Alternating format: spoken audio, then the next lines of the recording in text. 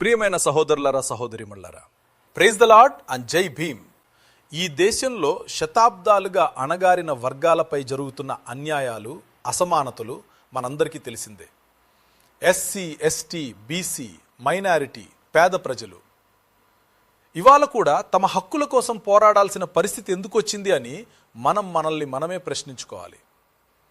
ఈ మధ్యకాలంలో ముఖ్యంగా క్రైస్తవ సమాజంపై జరుగుతున్న దాడులు, మతం పేరుతో రెచ్చగొట్టే ప్రయత్నాలు మన సమాజానికి ప్రమాదకరం.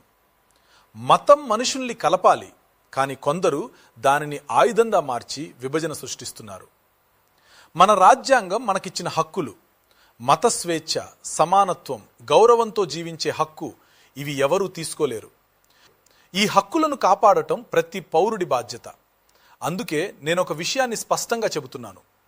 మూడవ ప్రత్యామ్నాయ పార్టీ మన అందరికీ అవసరం.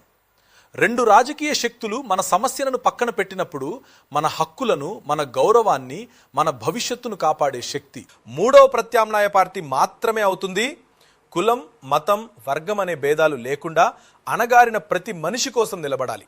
మన పోరాటం ఎవరి మీద ద్వేషం కాదు, మన పోరాటం న్యాయం కోసం, మన పోరాటం సమానత్వం కోసం, మన పోరాటం మన గౌరవం కోసం. బాబాసాహెబ్ అంబేద్కర్ చెప్పినట్టు political power is master key. అందుకే మనం రాజకీయంగా బలపడాలి. మన హక్కులను మనమే కాపాడుకోవాలి, మన గొంతును మనమే వినిపించుకోవాలి. ఒక్కటిగా నిలబడితేనే మార్పు సాధ్యం. కాబట్టి ఈ రోజు నుంచే మనం ఒక నిర్ణయం తీసుకుందాం. అన్యాయానికి ఎదురు నిలుద్దాం, భయాన్ని వదిలేద్దాం, ఐక్యంగా ముందుకు నడుద్దాం.